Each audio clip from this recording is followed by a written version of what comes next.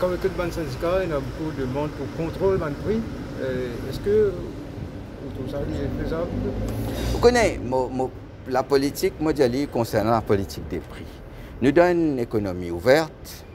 Nous, un pays qui importe énormément de produits, surtout produits à la consommation. Mais, moi, je dis 50% de biens et services qui nous consommons, c'est des produits, des biens et services qui nous fabriquons localement. Donc, nous connaissons, nous n'avons pas besoin de voir. Nous, il y a un problème depuis 2020 avec Covid. Ça, Covid, il fait qui,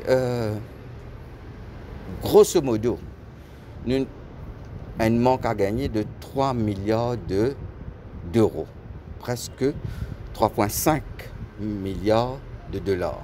De manque à gagner, comment? Parce que nous pas des touristes qui rentrent dans Maurice pendant presque 2 années consécutives. Ça manque à gagner, il y a un impact énorme. Qui m'ont fait dire ça?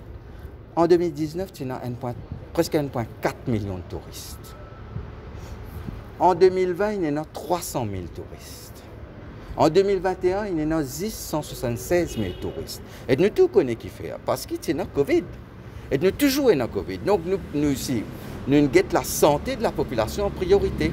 En même temps, nous essayons de faire au maximum pour combler ce manque à gagner concernant l'entrée de devises. Les devises, pas dans le pays. Mon fait d'y une estimation, c'est entre 3 et 3,5 milliards de dollars ou d'euros, peu importe qui devise nous peut servir. Vous imaginez ces conséquences, ces pressions nos roupies. En même temps, l'institution internationale, nous, IMF, nous avons besoin de pas trop d'intervenir, pousser, empêcher sa pression roupies là. Il y a une pression énorme nos roupies. Et la Banque de Maurice, il travaille pour garder un certain équilibre. Là, ça va une pression là. Mais il apporte une dépréciation de la roupie, nous reconnaître.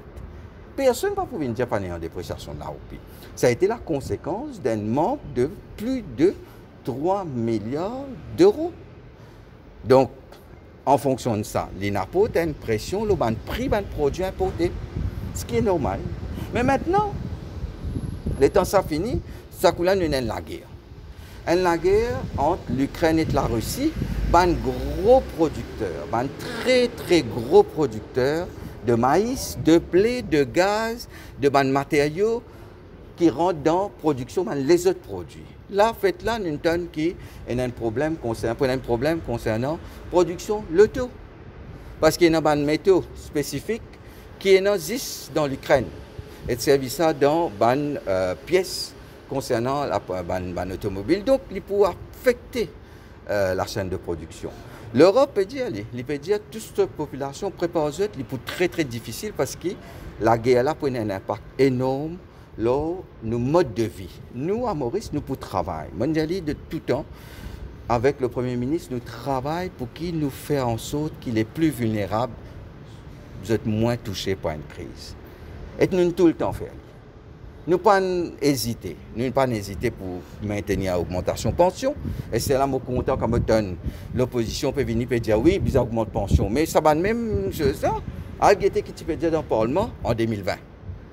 Qu'est-ce que tu peux dire à l'époque concernant l'augmentation de pension? Je suis content que les États-Unis disent qu'ils augmentent la pension. Content. Parce que nous pouvons travailler tout ça là. Nous pouvons travailler au subside. Qu'est-ce que tu dis concernant le subside? Comme quoi c'était un gaspillage. Nous mettons ce subside à cause de nous connaissons qui va arriver. Parce que si nous ne mettons pas ce subside là, tu prends une hausse phénoménale sur un produit de base. Là. Nous faisons il y a un coût.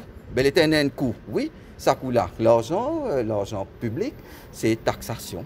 Qu'il est direct ou indirect. Taxation là, taxation de produits pétroliers, les annexages d'outils, le taux, et une série de taxations. Ces taxations, nous-mêmes, plus nous gagnons l'argent, plus nous contribuons. C'est même que nous venons avec une hausse de solidarité Lévis pour qu'ils soient plus aisés, contribuer un petit peu plus pour le bien-être de la population. Mais ça aussi, tu as une critique. Nous tout rappelle critique qui tient. Donc, c'est que je peux dire ça. Nous, en tant qu'un gouvernement responsable, avec le Premier ministre, nous travaillons pour améliorer la vie au quotidien de toute la population mais avec un regard plus intense pour les plus vulnérables. Et nous pouvons toujours faire. Donc là, nous pouvons travailler les bonnes mesures pour prendre en considération les plus faibles de nos sociétés.